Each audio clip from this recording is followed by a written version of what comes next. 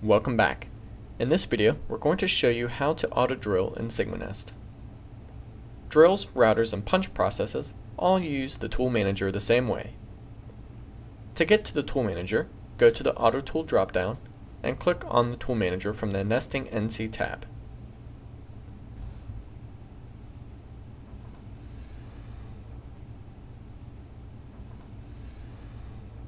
Place the tools that you will need to complete your task into the turret. Close the Tool Manager and let's Auto NC.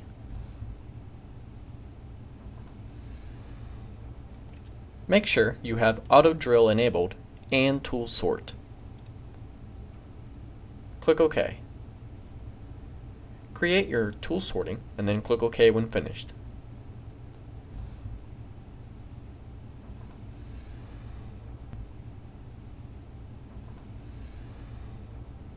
Go ahead and simulate your NC path. That's all there is to it.